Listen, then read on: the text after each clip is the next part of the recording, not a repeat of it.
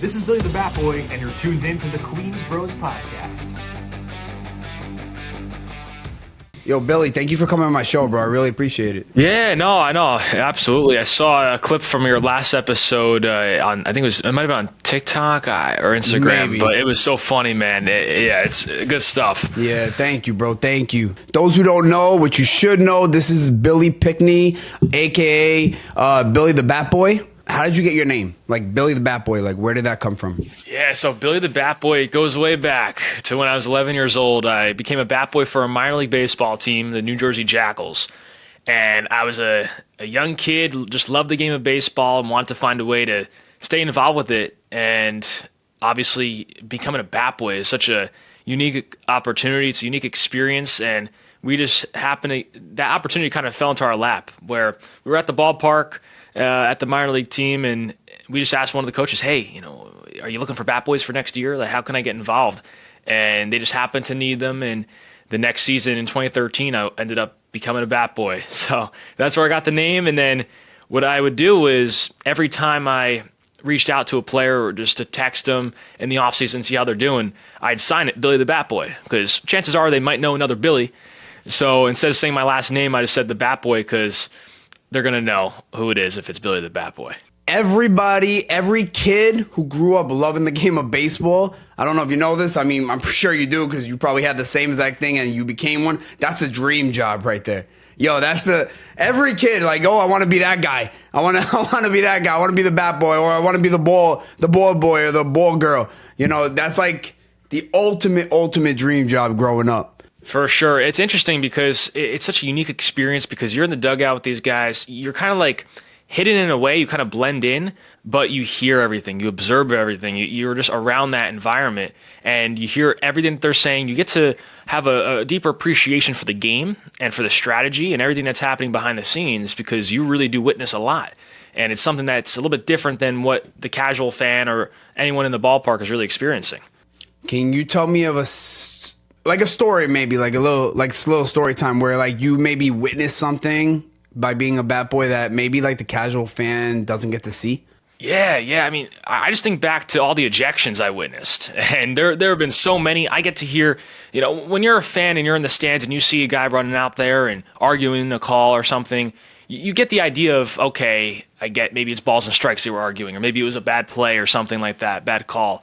But when you're in the dugout and you get to really hear what they're saying, you hear a lot of expletives, but then you also get to hear why they're acting in that way. What's the deeper reasoning? You get to have a deeper look and understanding of what's actually happening. And I just love those conversations between the manager, the pitching coach. You get to hear and kind of eavesdrop on those conversations and hear about, okay, this is why we're pulling this guy in this situation. This is why we're treating this batter this way. And those situations are always interesting to listen to. But obviously, when you're in the clubhouse with guys, you're going to be hearing stuff. You're going to be seeing things. And I'm trying to think of a situation in particular that was pretty wild. But, man, luckily the teams I was with were not too crazy. I'm sure there might be many instances for other people, whether it's in the big leagues or elsewhere, where there might have been some real crazy stuff happening. But a lot of the guys I worked with were really chill. We're really just pretty down to earth, and we're just excited to be there and to compete. Yeah, you have like a full mic'd up situation like in your hands. Like you get to hear, you get to see. Yeah, so I could imagine how that could be incredible. Just having like that kind of like inside look to the game. Now let me tell you something. You were talking about getting to see all the ejections you saw, right? Oh yeah. How do you feel about umpires? Because in all of sports, umpires get the most scrutiny out of every single, in my opinion, umpires get the most scrutiny out of every single sport. People tarnish umpires. Like, we need robot umpires. They make the worst calls. It's terrible. Everybody's like Angel Hernandez, because I'm sure you heard that name all the time. Oh, yeah. And they just get so much scrutiny. How do you feel about that? You know what? As a bat boy, you create this special bond with the umpire. No matter who it is, you create this relationship, because it's kind of a impartial, unbiased relationship, because you're working with them during the game. So whether there's a bad call or a call went in your favor that the other team doesn't like, you're staying neutral. You're not running up to the umpire, giving them baseballs and saying, you blew that call. But, even though there might have been a couple times where I wanted to say that, but it's part of it. It's just, I do think that fans don't really understand how difficult of a job it really is, and that these people are humans and are mostly great people. I've had great experiences with the umpires I've worked with in the minor leagues, but then also a few big league umpires who I was able to meet. And these are just good people, good quality people. And maybe they're on TV and you're getting on them because they're making mistakes or missing calls. But in reality, in real life, they're actually good people. And I heard Angel Hernandez is actually a really good guy as a person. So it's unfortunate that there's kind of like all these memes around him and just so much hate out there. And obviously now he retired, so you're not going to see much of that anymore. But I guess the memes will still live on. But no, I always like the umpires personally, and obviously it can get frustrating if things just aren't going your way as a fan. Yeah, so growing up, a little story about me right now. Mm-hmm. Growing up, I was like bad when it came to arguing. I was bad. I'm not even going to lie. I'm going to be very honest. I was bad. I played at a place in Queens called ICYP. And I was bad, bro. Like I would argue calls a lot. How many times did you get tossed? Yeah, a lot. I got tossed in an All-Star game, dude. No. Yeah, I was bad. Growing up, and last year opened my eyes to what umpires go through because I became one. I actually was an umpire last year for the Big Apple games. I did it the whole year, and I was umpiring, travel ball in Long Island and all these other places throughout the city. And that is a hard job, let me tell you, bro. Yeah. Like, you'll get those corner calls. I'm going to be honest. Like, a lot of times on those corner calls, it's hard to judge, man. From standing back there, it's very, very hard to judge those corner calls. They're very difficult calls. It's just how it is. It's an extremely tough job. And ever since I umpired and went through that and saw how difficult it is, like, I wish I could just go back to all the umpires who I either tossed me or, I wish I could take them all out to dinner. Take them to lunch. Yeah, just like Mike Egan, this guy Frank, these like umpires from this place ICYP that I used to play at. Rest in peace, dude.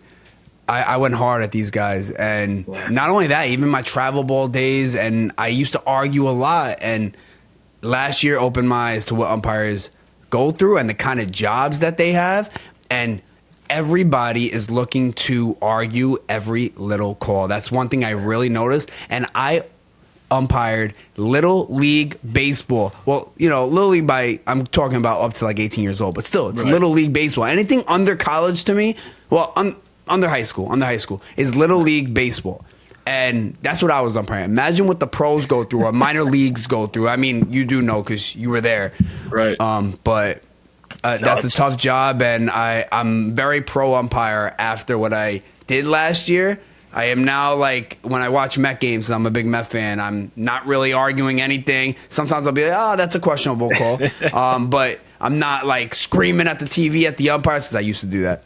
Yeah, sometimes that's what people need is just get it behind the plate and call a few games and just experience how difficult it really is. And whether it's at the youth level, youth sports, you see how officials, referees, umpires are treated, and the parents, how they get. And if they get back there, if they go and call some balls and strikes, maybe they'll realize, man, it's really not as easy as it looks. It's funny you say the parents. We could talk all episode about that. Dude, the amount of stories that I have about parents, man, from umpiring. It's 1 year. I umpired 1 year, Billy. 1 year. And the stories I have from these parents, I could talk all day about. But I'm going to give you one in general right now. I was umpiring a playoff game. I didn't even realize it was a playoff game to the fifth inning. Like, these people were going so nuts at me all game on every single call. And, even calls that, like, dude, were, like, so obvious that it was the way I called it. Everything was an argue. I knew it was going to happen. Argue, whatever happened. But there was parents behind the plate that were just going off at me all game to a point where I couldn't even hear the kids anymore because these parents were so loud. But one play in particular, there was a pitch, and the kid's stealing second base, right? Kid swung and missed. Catcher takes the ball, throws it a second, and the kid is safe, right? Yo, the parents behind me, all like the female moms, screaming at me. How is he allowed to steal if he swung and missed? Oh, no, sorry. Sorry. It was a strikeout. Apologize. It was a strikeout. How is he allowed to steal when he struck out? How is that allowed? Look it up. Look it up in the rule book. Go type it in. Yeah, so I'm like, obviously I'm not even paying mine, but just the fact that I'm hearing this and I'm realizing that these parents don't know the game. No, I'm like, they're arguing, but they don't know the game. And then I actually heard a father go, look, excuse me, but if you're going to argue, please know the game. And I was like, oh, at least somebody's stepping in. Right. So I was just like, that's crazy, man. You're like, in New York too, so that doesn't help either. Yeah. The tri-state area is crazy. But yeah, that was my story. So I want to get to a little bit about what you do. So you have gone around and you've interviewed a lot of people from what I saw. Yeah, it's a lot of people. And I started when I was 13 years old interviewing players. And it was a couple years after I started as a bat boy. And it was that thought of just being curious, wanting to still stay in the game after I'm done as a bat boy, because that wouldn't pay the bills, right? You can't be a bat boy your whole life. So I figured, how can I leverage the opportunity as a bat boy and just build a career off of that? So in 2015, I began to take the players who I was working with, and I had my phone. I had a mini tripod. I just set it up after batting practice. I just grab a couple guys, say, hey, can I ask you a few questions? Can I do a little interview with you? And that's how it really began. I just threw those videos up on YouTube, and then eventually I created the social channels and just build, being persistent, being consistent, and just going to different events. And ultimately, you put yourself in the right situations, and you go to the right events, meet the right people, and you grow your network. You grow the people that the amount of people you're working with, and next thing you know, you're creating opportunities to do different things. And yeah, this past weekend, I was at the Pinstripe Pride event. A ton of former Yankees were there, and was able to talk to a lot of guys, a lot of former Yankee legends, and that's what's really cool about it. Is you get to talk to some guys who had such a major impact on the game, and it's really rewarding because you get to have those conversations, and it pays off. Yeah, so you mentioned Pinstripe Pride, the event. That was in Meadowlands, right? Yes. I was actually going to bring that up. It's funny that you mentioned that because I saw that you were there, and I know Keith McPherson was there. Were you with him in a picture? I don't remember. I was. You were. Because I remember seeing that. I was like, that is so funny because he's a guest on my show tomorrow. Oh, that's great. Yeah, no, he's the man. Yeah, so when I saw that, I was like, that's so hilarious. I have both these guys coming on in the same, like literally when I saw that in the same week. So has there ever been a time in your life through all the years of you interviewing players where you ever like starstruck because you grew up watching this person or you grew up idolizing this person, and there's one person in particular that just completely starstruck you when you were in front of him or just meeting him in general? Yeah, it's a good question. It's a good question because I feel like after being around the game for years, just working with players, you're kind of in a way desensitized to the whole fandom thing and being starstruck by people. I feel like it feels natural. It feels more natural. Right now, it feels more natural than ever before to talk to celebrities or notable figures because I'm just almost used to it. And you have to get to that point when you're working with different bigger names and you're interviewing people because they're just humans. But I'm trying to think of a particular time. I think if I met Derek Jeter and I interviewed Derek Jeter, that would be pretty one of those moments. That'd be pretty cool because I grew up a Yankee fan and watching him, so I'd say he would be the guy. I feel like there would be a couple guys out there that would be the case where I'd just be like, man, this is pretty insane. I did interview Nick Swisher years ago, and that was pretty sick because as a Yankee fan growing up, he was the guy. He was one of the fan favorites, and now he knows me on a more personal basis. So that was really awesome. I feel like being a Yankee fan in the 90s, anybody from the core four might do it. Yeah, for sure. It's really cool just to even if I don't talk to him, because at that event in particular, I know you're gonna get to it again, but you just see, even if you didn't interview them or talk to them, Mariano Rivera walked right past me, and other guys are just like walking right around you, and you see, you're like, man, everybody's here in one room. It's pretty sick. But yeah, I don't get that way too often where I'm starstruck, but it probably could happen a few times if it's the right player. Who is the nicest person you've ever encountered? Oh my goodness, Swish is up there. Strahan was great with me too. He didn't have to do the interview. There was security around him. There was security, and they didn't want him to do it with me. They just wanted him to leave, and he spent the time with me, which I really appreciated. Anyone who gives me the time like that, where they're in a rush, you know that it's a difficult spot. There's other people who don't want them to do it. You could feel there's more tension there. I appreciate, because that tells me about who they really are as a person. How that says a lot, I think. And there were several situations like that. There's a guy in the Yankees right now, Fernando Cruz, who's a guy who I worked with as a bat boy. He got traded from the Reds to the Yankees, and he's one of the coolest guys that I've worked with and been around, and I'm just so happy for him as well. So there are so many players, and it's really just baseball's a great game where you fail so much, so you really have to humble yourself. It humbles you. Either the game humbles you quickly, or you'll realize eventually, and you'll have to humble yourself. So there are a lot of guys who are pretty grounded. Yeah, I feel like, like you said, baseball is a game of failure. You're going to fail.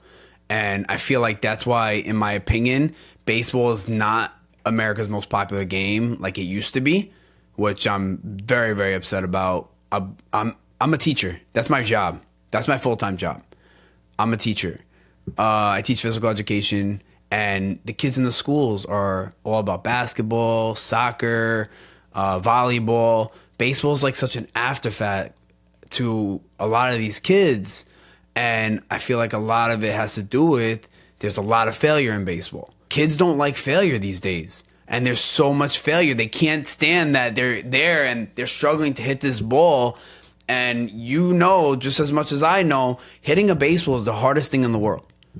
It's the hardest thing in the world. Someone that's just picking up the game, especially at a late age, you're not just going to pick up a bat and start hitting dingers. That's not going to happen. You're right. And that's a tough thing. Kids don't want to deal with failure. They don't want to fail consistently. And without making the correct adjustments, they're not going to be able to adapt very quickly. And that's the challenging part. You have to be turned on by that difficulty. And if you're not, then you're going to try to play a sport maybe, or something else that's more easy to achieve. And that's why I feel like video games could be more popular, because maybe it's easier to take advantage of the game and win, and you get more of a reward, more of a dopamine hit during that process than you do if you're playing a hard game like baseball. So it's really interesting how things are kind of moving in that realm, and hopefully kids will just play for the fun of the game and not focus as much on their stats and their numbers and thinking that they have to get 3-4 hits every game, because it's very difficult to do that. So if they just go out there and just go out there because they want to, because they're truly enjoying it, they want to have fun with their friends, that will help, I believe, the game grow. And when you're not focusing on just getting hits all the time or succeeding all the time, it'll make it more fun. Yeah, my mission, I'll tell you right now, at my school that I coach at and teach at, is to try to grow the game of baseball within my school community. Like, I take these kids to a Met game every single year. I teach them about the game of baseball. I do baseball with them. I tell them about the different players. Like, every kid in my school knows, like, the main guys now. They did it a few years ago. So I'm trying to grow the game in that aspect. And yeah, I think a lot of it has to do with, because, it's a little slower. It's not as quick pace as like something like basketball. And, I don't know what happened. Like, back in the day, baseball was like everything. Like, you go to the park, kids are out at the park playing baseball. Like, I would just bring my glove out to the park and there would be someone there I could play with. The other day, I think it was like 2 days ago, we had really nice weather. I mean, for January, if anybody's watching this from like California, you're not going to relate. But January in New York gets really cold. And I think it was like 55 degrees, which is awesome for January in New York. And that's a day that when I was a kid, that you take advantage of. You take advantage of a day like that, and you get to the park. I was walking by the park, and nobody's out. There was a few kids playing basketball, but nobody's out playing baseball. I have a baseball field right by my house. Nobody was there, and I'm like, how is nobody at the park playing ball right now? It's a different world nowadays, and I've recognized that. I've realized that. We have a park right by our house here, and you see the same thing. You get to look outside the window, and you're like, man, it's a nice day. Why aren't there kids out here? And there's a basketball court, but sometimes it's easier for kids to just pick up and play basketball because what equipment do you need? You just need a basketball. You just need one ball for multiple guys. But if you're playing baseball, they got to have a glove, multiple balls, a bat that's $300, $400. So it's an interesting thing. And baseball's very hard to play one-on-one. The Sure. only thing you can really do is have a catch. Can't really play a competitive game where you're like keeping score like basketball. You just play one-on-one. You play a competitive game. There's a winner and a loser. Can't really do that with baseball unless you're creating your own games, which I used to do as a kid. Like I used to play this game called Errors where you throw it against the wall with somebody. First person to make 3 or 4 errors is out. You're done. You're eliminated. So that's really the only competitive play you could do one-on-one or 2 versus 2 when you play baseball. Sure. Yeah, it's difficult to do, but like you said, if you truly want to find a way, you'll figure it out. You'll do those little activities one-on-one or go in the cage solo and maybe play a game with yourself trying to hit the ball into different directions, different areas of the net. There's a way to make it happen. On the job, have you ever encountered, you don't have to say any names. You don't have to say any names. You don't put you on the spot like that.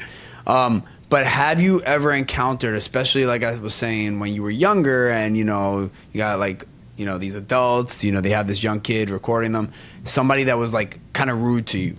I got to say, I've been so fortunate that a lot of the players or the subject matter who I was trying to talk to were always fantastic. There really haven't been any situations like that. However, behind the scenes, when you have workers at certain events or security or some agents or whoever it is who is essentially their handler or around them all the time, those could be the kinds of people who can sometimes be tricky, and some of them are great, and then some of them are not so great, and they don't really want you to talk to them. And there have been people who have been willing to give me the time to talk to a given player because they understand, man, this kid, he's just starting out. Let's encourage him. Let's give him the opportunity. And there have been some where it's kind of disappointing because they kind of shut you down. And looking back on that, I get to see younger kids now who are doing exactly what I was doing when I was their age. Just this weekend, I keep bringing up Pinstripe Pride. I'm sorry, I know you're going to get to it eventually. There were kids there who were walking around with their phone trying to get clips, and these young kids with microphones. I'm like, man, this is just like what I was doing. I had so much passion at that age as well, and that's how it started for me. So I can never tell people no like that, or even if I worked for a player or a team or whoever, how am I going to say no to that? Because I sense that passion. I know what it's like to be in that situation. That was me as a younger person. You ever thought of doing something like at a school where you talk to people that are very interested in stuff like that, or has that never crossed your mind? Yeah, I grew up here in a small town in Jersey, and I've been fortunate to have a teacher who was a big sports guy, and we kept in contact all the way from middle school through now after college and everything. And he invited me back to the school to talk to the kids, especially in the sports classes. And that was really cool, just to talk to them and just give them some information on what my career's been like and what a career in sports could look like for them if they choose to pursue that. And I have spoken to some high school kids and other classes that I've been a part of in the past, even college. I went to Montclair State, and sometimes my professors had me come back there to talk. So yeah, it's really special to be able to give back a bit, or to go in there and just share some of my knowledge, because I was one of those kids who really did listen and pay attention to the older people who did come in and talk to us when I was their age. So any of that information is really important, and the smart kids, the wise kids, are the ones who listen to that and actually use it. And I see it all the time because, like I said, I'm a teacher. And if you're ever around the city, let me know. You come talk to my kids. Yeah. My kids could definitely use some inspirational talking.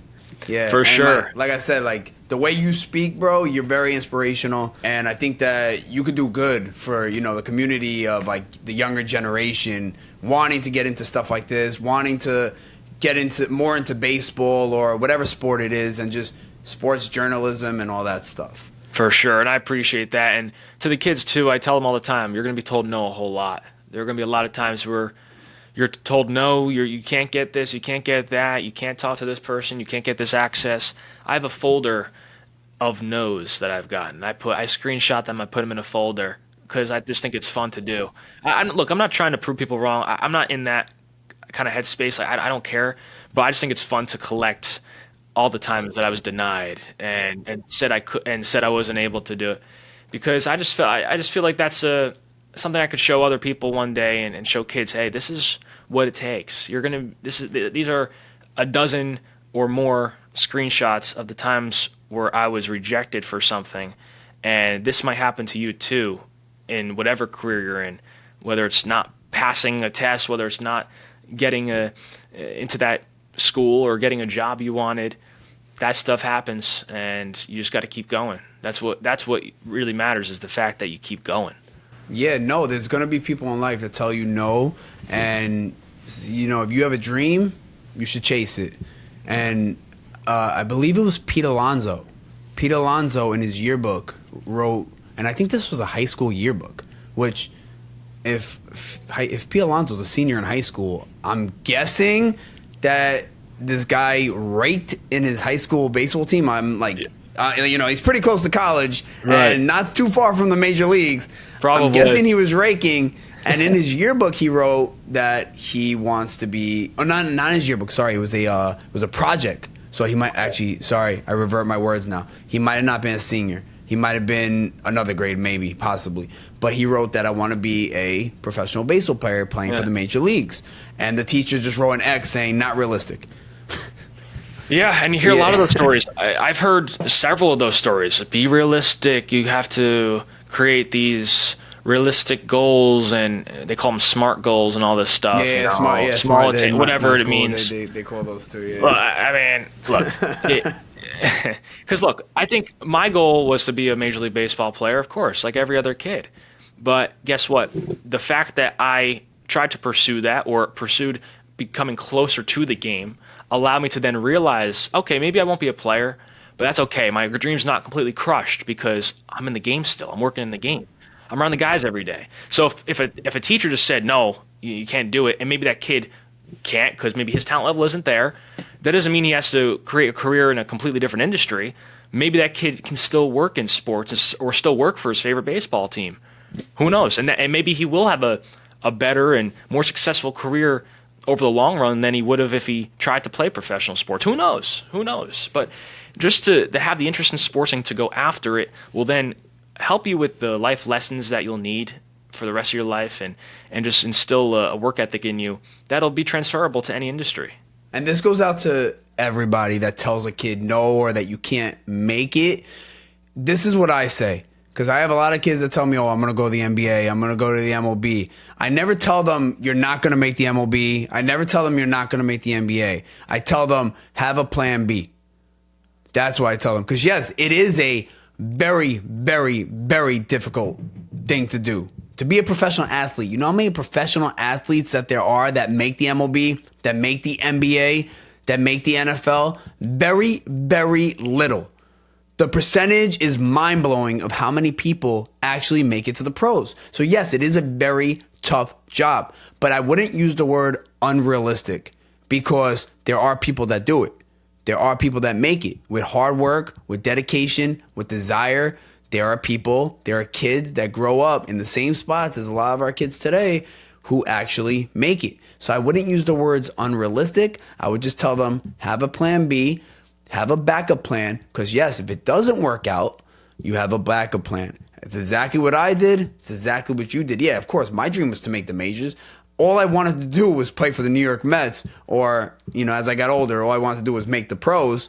And I just had a plan B that, just like you, I wanted to be around sports. I wanted to do sports, and I really wanted to be a baseball coach. So that's why I was like, you know what? I'll be a phys ed teacher, get my phys ed degree, and I could coach baseball. So I'm around the game that way. Something I really love to tell kids too is to have other passions you love to do. Create these passions where your life's not completely consumed by your sport, and you have other things that you also enjoy off the field, off the court, whatever you're doing. Because no matter what, you're going to retire. Whether that retirement as an athlete comes after high school, after college, maybe you do play pro ball for a few years, who knows? But everybody, the best of the best, they retire. And chances are they want to do something after they retire. And a lot of times they'll go into other passions or other things that they like to do, other industries. But a lot of players become very depressed after they're done playing because they don't feel like they have a purpose anymore. So I would always tell these kids, go all out, go all in with playing a sport, but then also think about things you like off the field. What other passions you have, what other interests you have that maybe you can major in college. Maybe you can study outside of being an athlete that really interests you and really just, you think you can maybe pursue that whenever you're done playing. And you have the more things you're interested in, the better. I feel like obviously you want to be able to, you don't want 1,000 interests that you can't even go deep or narrow into a few of them, but you want to just think of a few things that you really like to do. And whenever that time comes, you can pursue that and do it wholeheartly. I feel like that's what a lot of these kids lack, is that they lack having multiple passions that they can strive for.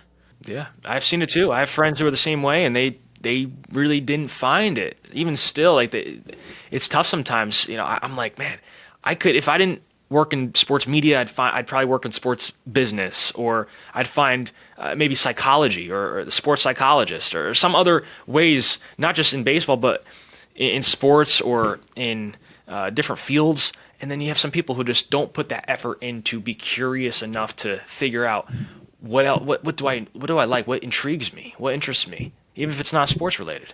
I have a old student, and dude, this kid is he's like my number one fan of this podcast. I'm gonna be honest. So he's definitely gonna hear this. He watches like every show. He watches like every show. He's the man. This kid's the man.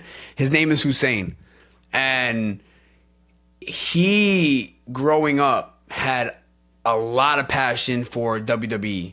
Huge wrestling fan. Huge. And I'm a wrestling fan myself. And, we kind of bonded in that way. He kind of looked up to me, kind of like this father figure. And then a lot of things that I would talk to him about, he would start growing interest in. So now because of the podcast, he's been watching baseball. He's been watching the World Series last year. He was watching games last year, starting to educate himself on the game because of everything that he hears me talking about. And then he's also now very, very much into football. He wasn't into any of this stuff a few years ago, I would say.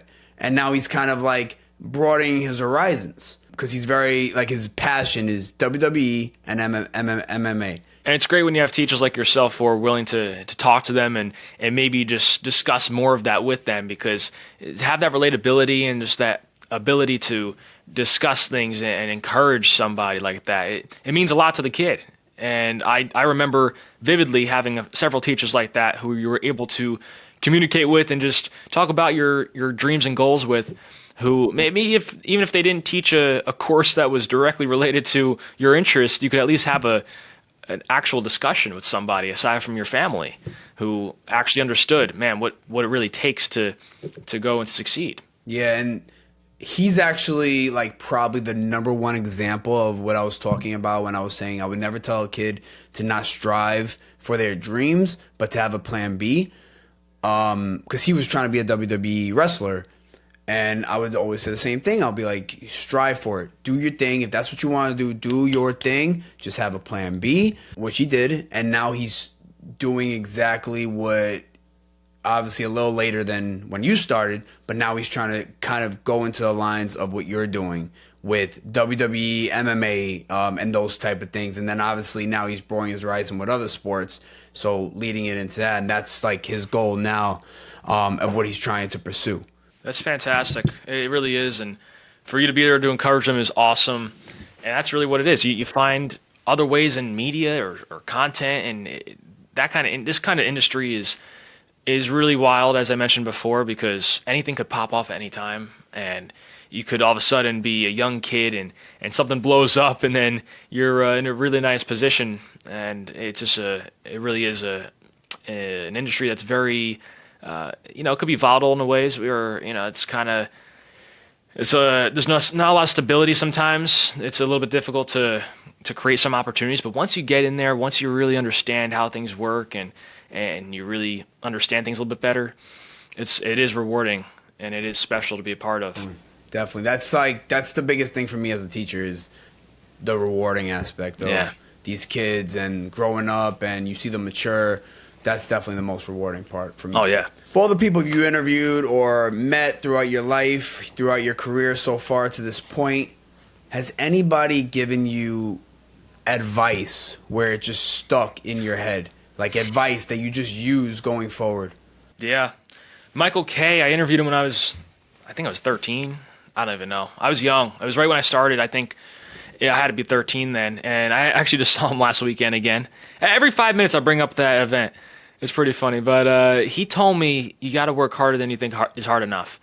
You got to work harder than you think is hard enough. Because the hard work is great. You got to work hard, but then you have to go a step further and work even harder than you think was already hard enough, because that's the extra mile. That's the extra thing that will really push yourself. That will really make you grow. And some people, they might put in work, they might put in some hard work, but if you consistently put in more work than you think is hard, the work that you need to be putting in, great things are going to happen. And that builds, that compounds. Over time, you constantly put in that effort, you're consistent, and all of a sudden, great things will happen and things will fall into place. You have to be able to deal with difficulty, deal with things not happening as quickly as you'd like them to. Personally, I've had to deal with patience. That's been a challenging part for me, is just to be patient in this process, because I'm young and sometimes things aren't going to happen as quickly as I'd prefer them to, and you have to really remember that a lot of this is timing. A lot of this is just being patient while still being persistent.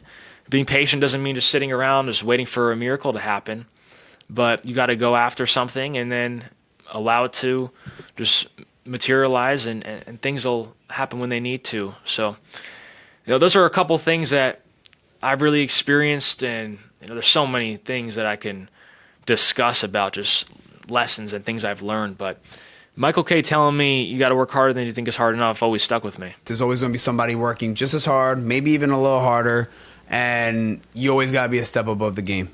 I remember, I think it was Jeter who said that there might be people who are more talented than he was, but quote.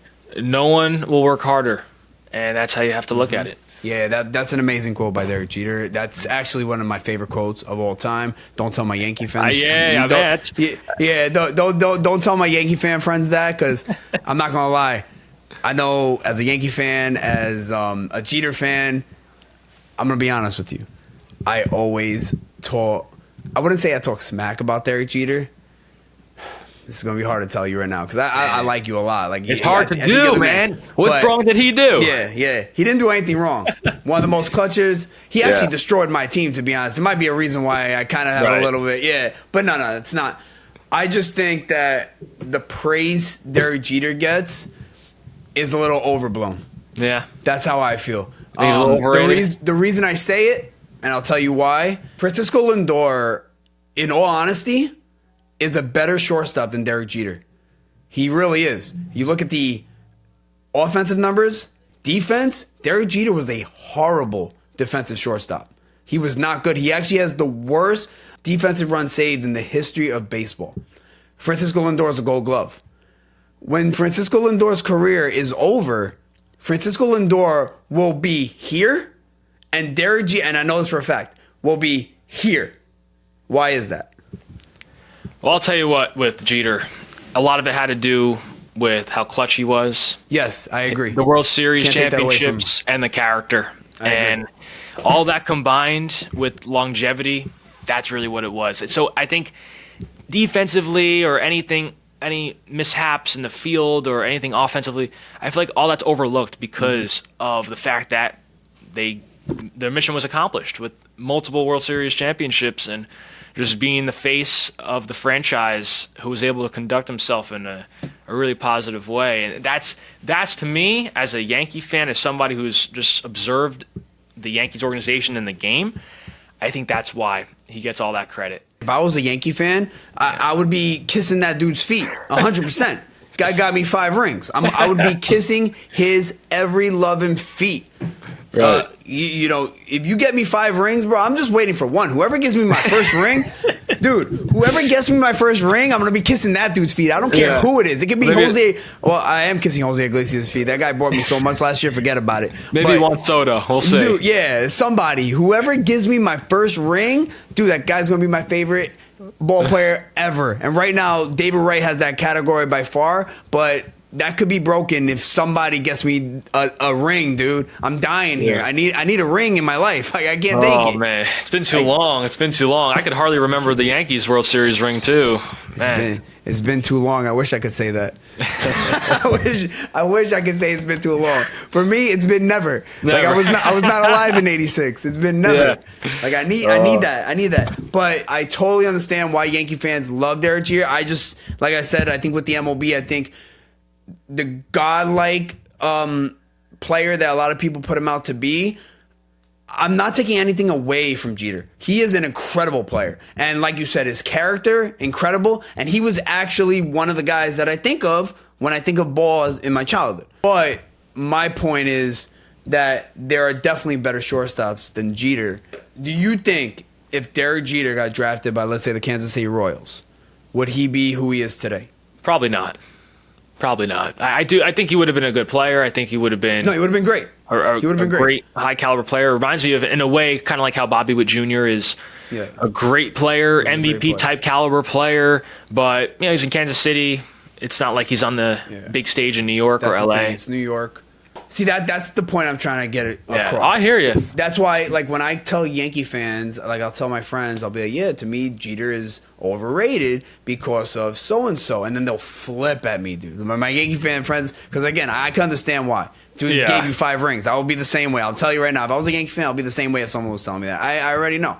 But the reason I'm saying is, overrated is not a bad thing, in my opinion. Like, you hear the word overrated and you instantly think of, oh, you're trashing this guy. You're talking so bad about this guy. That's not what overrated is. It just means that people rate you higher. That's all it means. Like in MLB The Show, if they're rating somebody a 99 and I think that person's a 92, is the 92 a bad player? Of course not. I just think that they're rating you above what you are. Right. That's what I think overrated is. Now, if Jeter played for Kansas City and he went on to get 3,000 somewhat hits and had a great career, but is not really looked to as like a god in baseball, because when you think of Derek Jeter, you think of like one of the best players that ever played. Like when I first met my my wife, she's someone that's not really around the game of baseball, right? Right. So this is like just a casual person that knows some people in the game, just a casual. She thought Jeter was the best player in baseball history. I'm like, that's cool. Yeah, I'm like, that's fine with me. I know, right? Like, as a Yankee fan, again, it probably would be mine too. Like I told you, you get me a ring, and Jeter gave you a lot of them. But I'm like, best player? What are you talking about, man? Where are you hearing this from? Yeah. I'm like, and a lot of people, you'll be surprised, think the same, who are not around the game that often and just know a few players, especially from New York, because, from New York, you hear his name a lot. And I'm just like, we got to pump the brakes a little. He's a great ball player, and I never, ever take anything away from Jeter when it comes to me saying that he's a great ball player. Dude is great, leader, clutch, one of the greatest captains that have ever played for the Yankees. Yeah. I just think that the way a lot of people talk about him is a little bit overblown.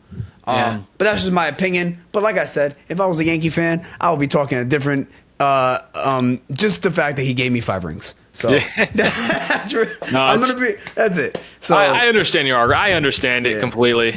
Yeah, I understand it. You probably don't, but I gotta say though, that argument comes a lot from Mets fans and Red Sox fans. Yeah. Could be a little biasness. I'm gonna be honest. Maybe a little bit.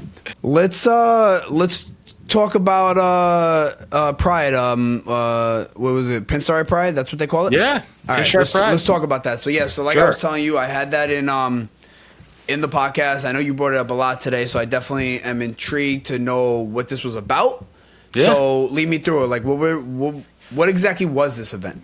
Yeah, it was a big autograph signing card show type experience. It was essentially like a Yankees fan fest. There were so many card tables set up it's like a gigantic card show. And then you had probably 50 former players there. It was insane. Some current guys too, but mainly retired guys, retired legends, and they were just signing autographs for 2 days in a row, and it was really cool just to be around those guys. I had media access, and on the Friday prior, they had the Sandlot cast. Oh, so that was cool. I was able to just be in that room as well. I interviewed Squints from the Sandlot, one of the fan favorite characters, and yeah. definitely a cool time though, just That's awesome. to be around all that. That is so cool. Yeah. So this was a weekend thing? Like, it wasn't just a one day? Like, you know how like Mets Amazing Day was one day?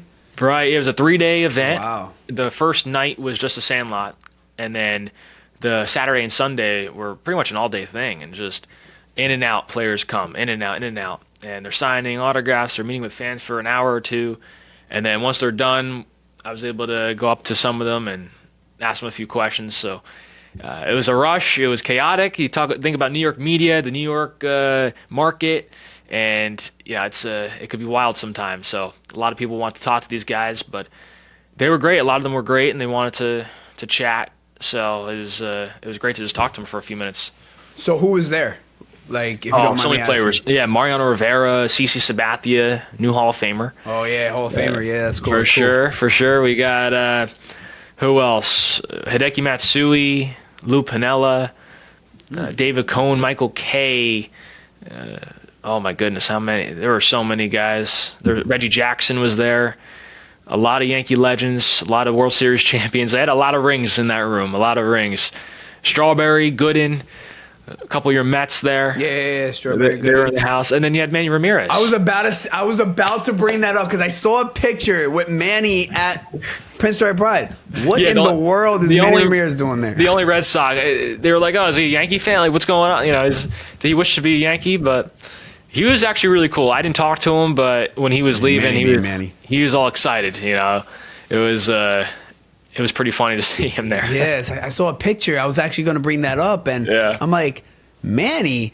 Like, I understand he's not really a career length Red Sox, but like, I don't know how Yankee fans would feel like if like one of their best Yankees to ever play was at some Red Sox fan fest. Man, I don't know. I don't know how they got him in to do it or what that was like, but it was pretty funny having him there because they had all these Yankee legends, and you got Manny Ramirez. Yeah, this guy was in brawls with all these players in 2004, bro. Yeah, no, it's crazy. That is so hysterical. But yeah, it's always Manny being Manny. Manny doing that. Guy was a character. He had to be one of my favorite baseball players that were not Mets. He was just such a character in everything he did. When he went to the bathroom, like during the game in the Green Monster, to cutting the ball off from Johnny Damon. No idea why the left fielder is even in that situation. And I'll tell you this. I tell my brother all the time. I tell my friends all the time. Obviously the New York Yankees were a part of the biggest collapse in baseball history in 2004, right? But I honestly believe that 2004 Red Sox team was destined to just win the World Series because of the amount of characters that were on that team. Yeah. That team was a bunch of characters from my experience. I don't know any of them. But from seeing these guys on TV, they're all characters. You got Pedro Martinez on that team, probably the biggest character of them all. Then you have David Ortiz. We all know what David Ortiz is. Dude is such a clown. Then you have Manny Ramirez. Actually, no, sorry, right there. That's the biggest. Manny Ramirez, the biggest clown of them all. Then you have Kevin Millar. I'm sure you've seen Kevin Millar on Intentional Talk. Dude is hilarious. Then you had Johnny Damon. All these guys are characters. The entire team. You know what that clubhouse was probably like after games? It must have been crazy. And that's what you need sometimes, man. You sometimes need that diverse group of personalities. And that's what really helps keep things moving, keep things excited. You bring the energy. Joe Girardi was there too at that event, and I asked him, I said, what do you look for in young players? What do you look for in these guys? And he said, just bring your authentic energy. We just want guys who, as long as they're not a detriment to the team because of their personality, because there are a few guys who could get a little bit too over the top. But if you're just being authentic, you bring energy, you bring your genuine personality and vibe to the clubhouse, that's what they want to see. And they had a lot of those guys. Sometimes it doesn't always mesh like that, but in that case, obviously, it worked out pretty well for them. And who did you get to mingle with? Oh, a lot of people. There's some media people who were there who I've known from the industry, some new people I met, which was really cool. And we kind of just know each other from just going to different events and everything. But just being able to interview Tino Martinez and Lou Piniella, David Cohn, Joe Girardi, Bernie Williams, another Yankee legend, and there's so many guys. I mean, it's just Jim Cott, Hall of Famer. It's just a ton. It's kind of a whirlwind because you get out of there, you're exhausted, and it's just like, man, I just talked to like 6 or 7 guys, And those were all the guys that you interviewed? Yeah, those are all ones I interviewed. That's awesome. Yeah. And there were Tino others. was the man. Tino was the man. Tino's the guy that, like as a Met fan, you got to respect. Just like Jeter. Like I told you, as much as I say that Jeter's overrated and I could get hate for that, you got to respect Jeter. Like I respect Jeter in every way, shape, or form. And a lot of people don't think I do because I say that he's overrated only because of where people put him. But Jeter is... I respect Jeter in every way, shape, or form, just like Tino Martinez and a lot of those guys from those 90s Yankees teams. You got to have respect for those guys because, the kind of work and the kind of desire and the kind of hard work that they put in, it's very admirable. Absolutely. If you're a good guy in the game, if you truly have a good work ethic, you're a good person, and even if you're on my team's rival, it really doesn't matter. I want to see you do well, and I want to see you succeed. Not really when you're playing my team, but everybody else, the other ball clubs, that's fine. Yeah, well, you get to meet some of these guys on a personal level, so I feel like for you, it's also a little different because you actually know some of these guys, and these aren't robots. A lot of people, they view baseball players as robots. They just yell at them and scream at them, and that kind of stuff can like tarnish a person's career, especially obviously where we live in, the biggest city of them all. And you can make it here, you can make it anywhere, and that is one of the most factual statements because when it comes to sports, these fans will put you into the ground. Yeah. And it's very important that we're very respectful to these guys because they are human, they have feelings, and they're coming to the plate. They don't want to be booed and cursed at every 2 seconds. These are human beings. Right. No, I tell a lot of people this too, that when you're working in sports, you kind of get desensitized to the whole fandom thing. And I'm a Yankee fan. I still want to see them win, and I root for them. But I'm not going to yell at the TV. I'm not going to yell at players and yell and cursing at them and at the ballpark screaming. I'm not going to do that because these are humans. These are people. They're competing. And I met a lot of these guys. You kind of, in a way, lose that a little bit if you're working in the industry because you understand more of how the game really works and you become more patient with that. But, there's a part of me that does miss being able to just be like a genuine fan and be like, and actually like root a team on. I feel like it's easier for me to do that with the Giants, but not this past few years now, man. Definitely not the past few years. It's harder to do that with the Giants. Yeah, with football, with other sports in New York. It's just when it comes to New York football, it's hard to just speak about. Both of them, the Jets and Giants, they're just so bad. And like at least the Giants, like a lot of Giant fans expected them to be bad. Like I'm a Jet fan. This year, we thought we were going to the Super Bowl, bro. Aaron Rodgers, we thought we were going for it all. We are horrible. We're trash. It's like that's even worse. Like at least if you know that you're not really there yet, but the Jets thought that they were there.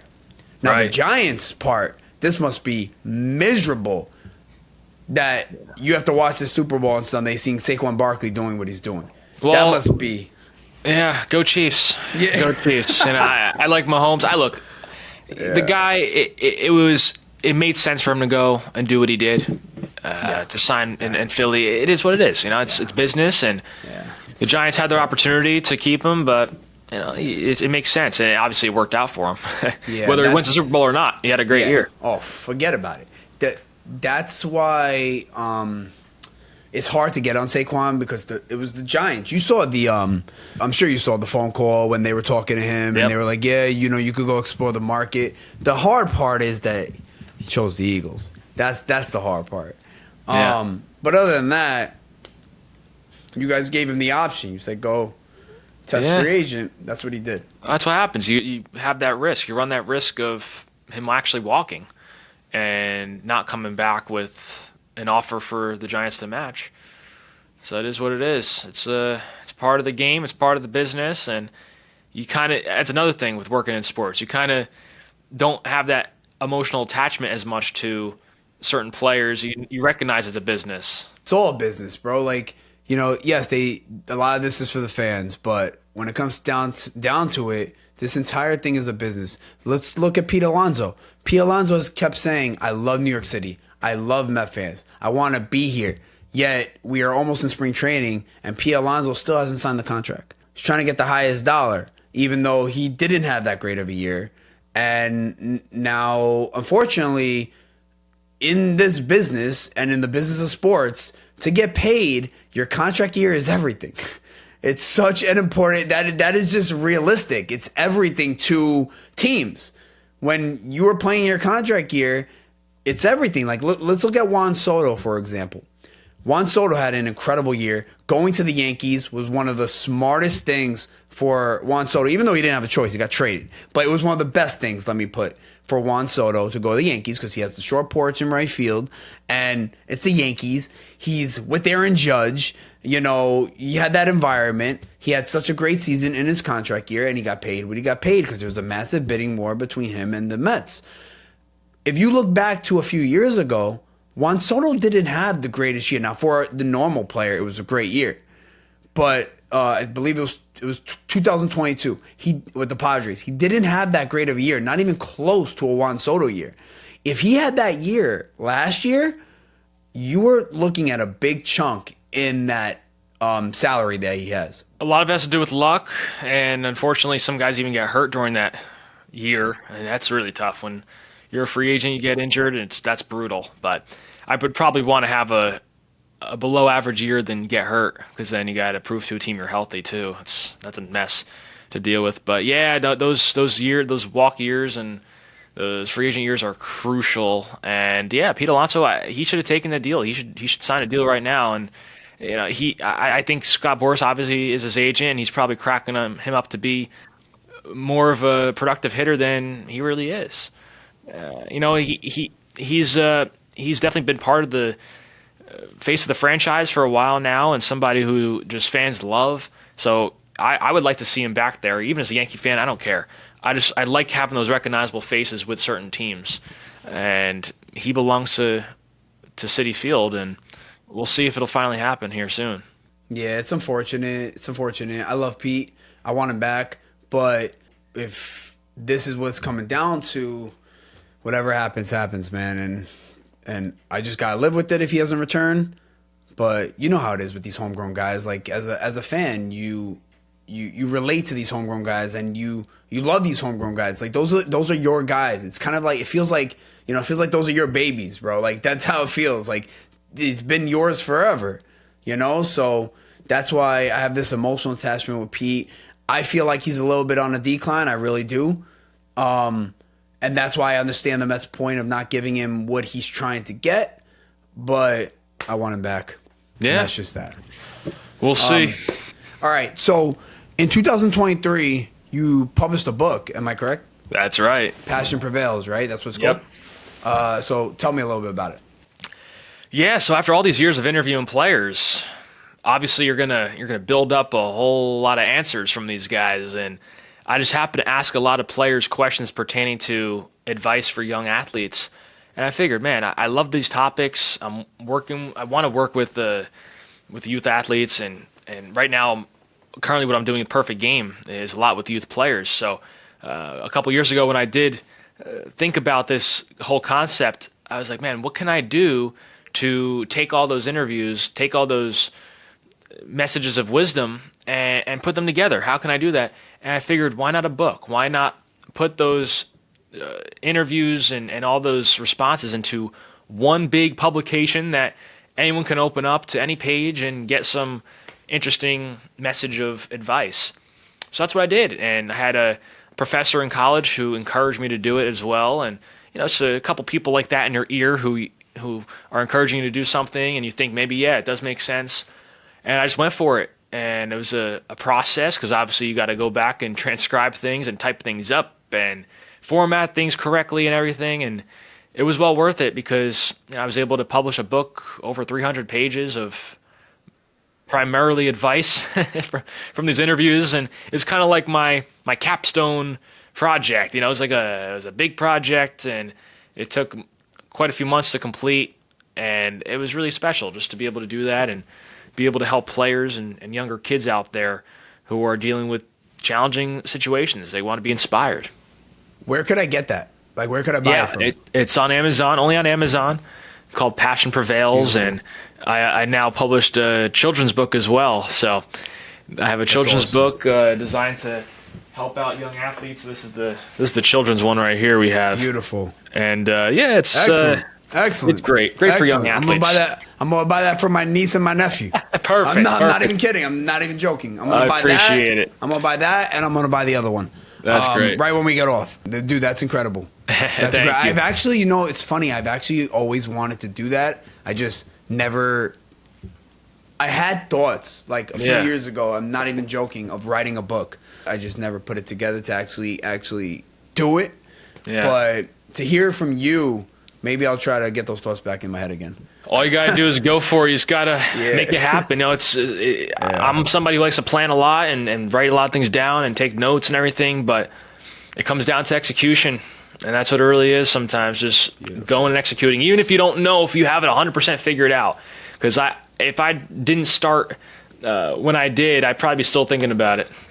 Yeah. No, that's great, bro. Yeah. That's great. I'm happy for you, and it's very nice to speak to somebody who has a passion for something or has like a goal of something, and you actually go and do it. Yeah. I appreciate it. Awesome. I appreciate it. Yeah, that's what we're trying to do. Help more kids find their passion, find what they love, and inspire them to do so. How many stadiums have you visited? Big league stadiums?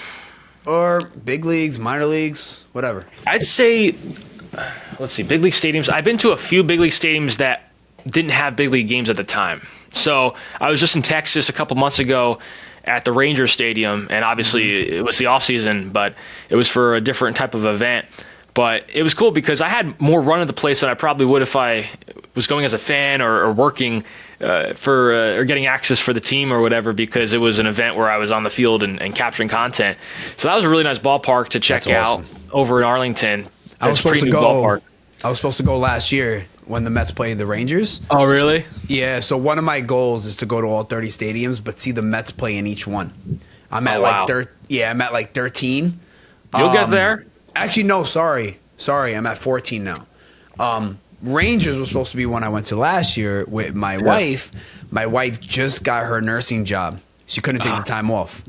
Yeah. Yeah, we were going to Aruba for our bachelorette party that summer as well. So we had both those trips planned, and we had to cancel one. Obviously, we're canceling Texas. Right. Yeah. So that's one I still haven't gone to. You'll get there. It was a nice ballpark. Oh, it was great. The area is pretty chill. They had the Cowboys Stadium right across the street. It's like I heard right that. there. I didn't realize they were so close, but it's right there. And so is the old stadium, too, for the Rangers. It's literally right next door, and it's still in pretty good shape, it looks like. So they have a new stadium, but the old one's still there. Out of all the stadiums or whatever you've been to, even minor leagues, this could include minor league stadiums. What's your favorite? I'd say probably Camden Yards is my favorite. That's a great one. I just love the vibe there. It's just great one. It's not like super old, but it's not real modern. It's a nice. It's one of those retro ballparks that's inspired by kind of the old school ways. But I know there are other ballparks like Pittsburgh that are really nice. I've never been there. Other stadiums that are really nice. I want to get to each ballpark as well. So I think eventually I might have other answers for you. But right now it's been Camden Yards. It's been that way since I probably went there a few years ago. So dude, Camden's great. Camden is so great. I went 2 years ago, I want to say. Yeah, 2 years. It wasn't last year. It was the year before. Awesome ballpark, bro. Like the vibe, the people. They had it was like a Friday night, so they had like drinks and stuff for like $3. Like, where do you get that in a ballpark? And they had like a whole concert going on. They were playing like Metallica and a concert. Like, felt like I was like, what is this? Like, it was a whole pregame thing before the game started. And like in the outfield, they had like where all like the furthest home run balls went. I'm sure you've seen that. Like, they had like the plaque of like Ken Griffey Jr.'s shots. Really cool. Mostly all these lefties pulling the ball. It was awesome. Like such a great vibe. And then you had the harbor a little bit near, like to go chill out like after the game. And it was such a great experience at Camden. Oh yeah. No, it's great. It's really unique. Yeah. I might say it's difficult. Like I said, I've been to 15. Have you been to Oakland? I haven't been to Oakland. I heard Oakland's not the greatest though. Yeah, that's gone now. Yeah. See, I was trying to get there just because I knew it was leaving. Yeah. I didn't get to get there. No. But I heard it wasn't the greatest. I heard there was a lot of things in Oakland that were just like so crazy. Like sinks were falling off in the bathroom. Yeah, it's a mess. Yeah, that's what I heard. But my favorites would probably be the California stadiums. San Francisco was great. Oh yeah. Oh, San That was a nice Francisco. one, too. And I'm going back this year. This year. Yeah, it was so great. I'm going back That's to see gonna the be Mets great. play again over there. It was such a great stadium. And Petco, Petco. Ooh. Petco was so gorgeous. I loved it. And I have to get back there because I messed up, man. I messed up. Like, I messed up, and I got to go back to Petco now. No. You know why I messed up? No, why? Bro, one of my favorite players of all time, again, non-Mets. Funny, I have all these favorite players who are non-Mets. Tony Gwynn, bro. And I forgot about his statue. Oh. I didn't take a picture with the statue. Oh, so man. I literally am going to go back to Petco so I can take a picture in front of the dude's statue. Oh my goodness. Yeah. Yeah. Talk about if a guy's gonna have a statue who's a Padre, it's definitely gonna be Tony Gwynn. Yeah, man. Come on. Come on, bro. Oh, my goodness. I got to go back now. That's my boy. Like I talk so highly about Tony Gwynn, and he's got a statue out there, and I can't believe I did not take a picture with his statue because I completely forgot that Tony Gwynn has a statue there when, who else would have a statue for the Padres than Tony Gwynn? Oh yeah, no, he's the guy, and I can't wait to get out there one day. I've heard great things about it. Great I know a few ballpark. people who are out there, and they say great things about it as well. So, one day, No, amazing ballpark. You want to play a little game right now? let's do it. All right. We're going to play a game. It's called Keep 5, Cut 5, and we'll call it Childhood Baseball Starting Pack. Okay. And you're going to keep 5, you're going to cut 5. These are all things that as a kid we see or we've done in the past or had as a kid playing baseball. Right. All right. So, Big League Chew. We're gonna keep Big League Chew. Yeah, Big League Chew. That's And- the absolutely. OG right there. Big League Chew, baby. For those of you who don't know what that is, go research it. The taste is in your mouth for like 5 seconds, but those 5 seconds is the most amazing 5 seconds you'll ever experience in your entire life. Let's see. Oakley's we're gonna cut. I didn't wear Oakley's. Okay. All right. I definitely would have cut Oakley's because Oakley's is like Yeah. my favorite thing in the world. And then Seeds is number 2 because I'm actually Seeds is gonna be the number 1 no matter what. I'm a big Seed guy. Yeah. So Seeds are gonna be really up there for me. The Ranch was always a go-to when I was young. Ranch. Original Hey, Ranch. The ranch. But Yo, I don't eat Ranch as much anymore. I don't know if you used to do what I used to do, and I know a lot of my friends used to do it. The most Yeah. unsanitary thing in the world that I think about God. it now that I would never do. Just to put those ranch seeds in my pocket, bro. I'm like sliding head first. yeah. My pocket probably has dirt in it. Oh, Taking them yeah. out and putting them in my mouth, thinking I'm Carlos Beltran. Yeah. It's like- I do the it's same thing. So unsanitary, man. I'm gonna cut pads. MVP Okay. baseball. I didn't play that. Okay. I played MLB The Show later on. Oh yeah. That's like now these days that's my life. I play the show like Exactly. religiously. I'm keeping hats. Okay. Number 5, we're gonna go with. Oh man, we're gonna go with Snack Moms because I like snacks. Oh yeah. And then we're gonna keep the Sandlot. Yeah, you can't get rid of it. Especially you just met the cast. If the cast ended up Exactly. seeing this, and so Yeah. if you meet them again, they're gonna be like, bro, you're choosing sunflower seeds over us. Exactly. And then Louisville Slugger, pickup game. Modell's is gonna be on the cut. Cut. Even though I do like a I like football games. Yeah, Football games pickup are games fire. would be such a hard one for me to cut because Yeah. when I think of my life or my childhood, I always remember just picking up a bat and ball, going out with the friends. I saw it was like a post where it was like one day you went out with your childhood friends for the Yeah. last time and played baseball with them for the last time, and that hit me so hard, bro. I like started tearing. It's terrible. I'm gonna be honest. I started tearing. I'm like, damn. I hit up all my friends that I grew up with. Some of them I haven't even spoke to in a while. I'm like, yo, when was the last time we went out and played baseball together? Like, do you remember when it was? Like, we didn't know that it would be that last time. Yeah, you never know. Unless know? it's a game like your senior, like it's your last game as a high school player. But if it's just as a child or it's in your childhood, you don't know when that day's going to come. Yeah, it's like, You never know. it's crazy. And I was just thinking about that. It hit me so hard. Yeah, that's terrible. That's sad. yeah. That's sad. Oh, But going on Big League Chew, I want to talk about Big League Chew for a second. yeah. Big League Chew should be in the Hall of Fame. I'll tell you that Yeah. right now. Because Yeah. what kids used to do with this Big League Chew just mind blows me. Like, first of all, I don't know about you, but growing up, Big League Chew to me, I tried to act like it was tobacco.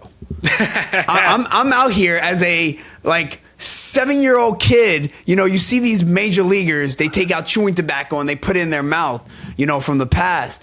I used to take that out, put big chunks in my mouth, roll it up, freaking put it in my mouth. And then, you know, every 5 seconds as a baseball player, I would have to spit. Oh, yeah. I would have to spit. yeah. Like, I just feel like kids, when they're baseball players, and even today, sometimes that habit would get in me sometimes when I'm outside, is like you have to spit no matter where you are.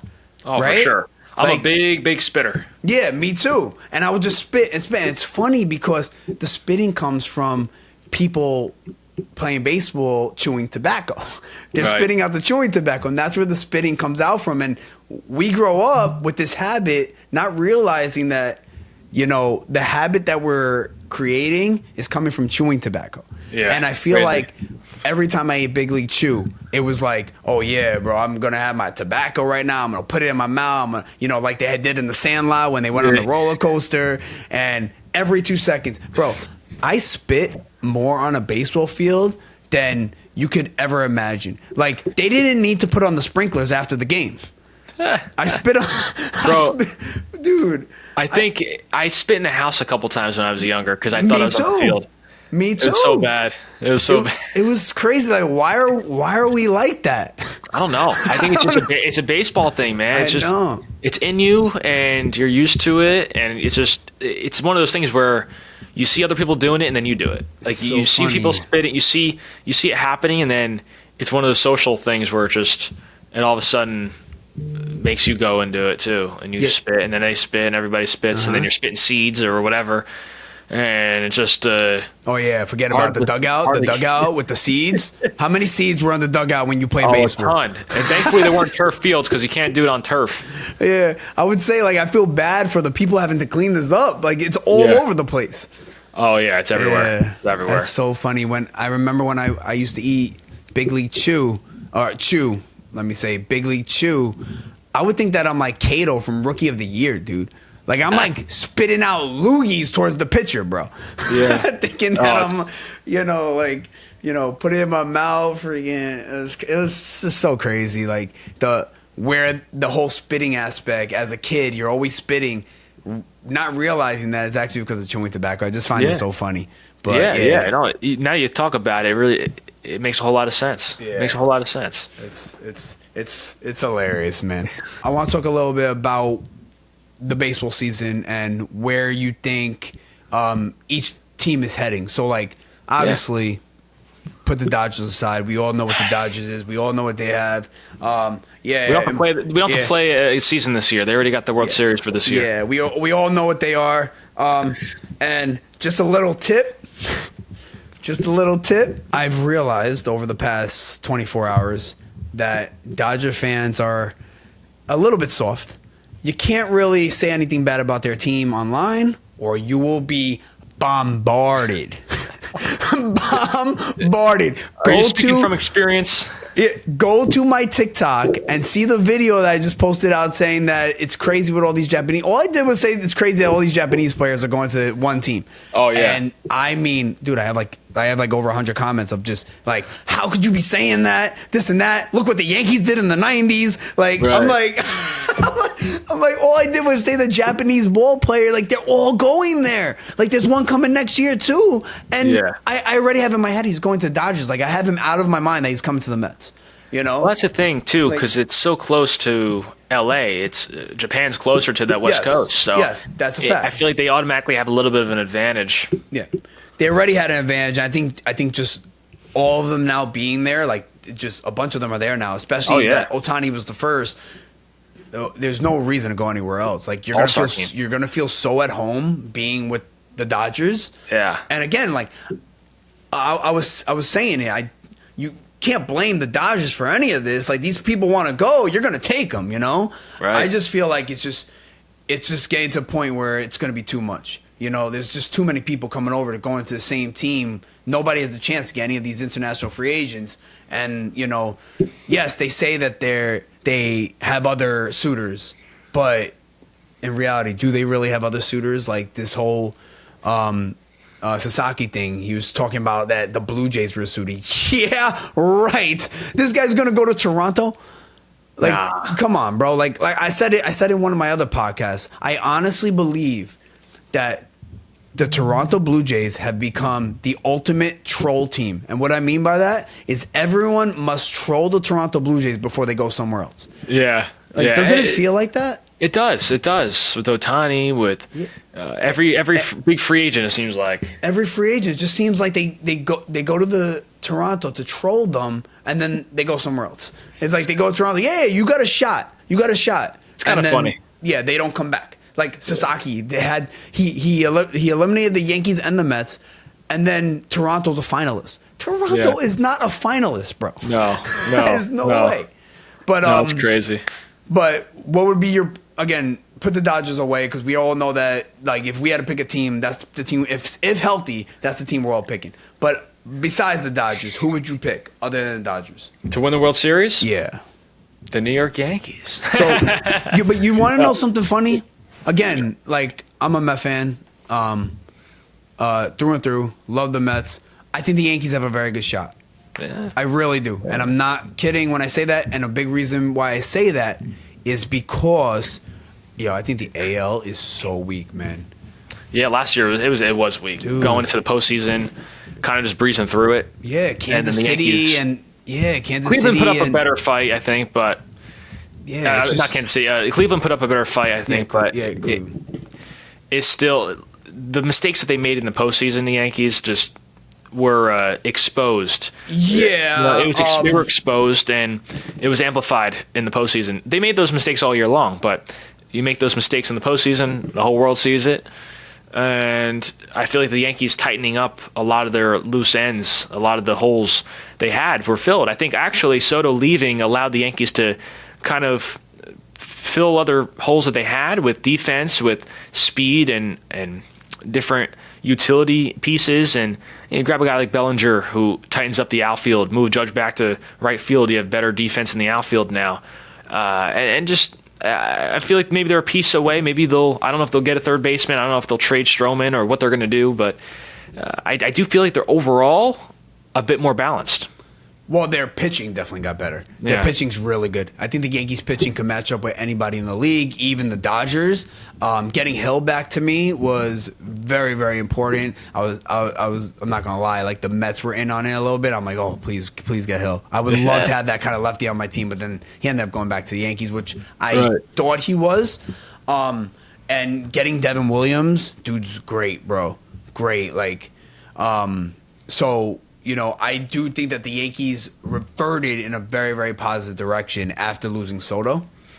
And we'll see. We'll see, man. I think they have a real good shot at going deep, especially because the AL is just such a weak league. And Houston isn't really the team that they once were, where the Yankees have to be afraid of them. The Yankees have to fear them. They're not that type of team anymore.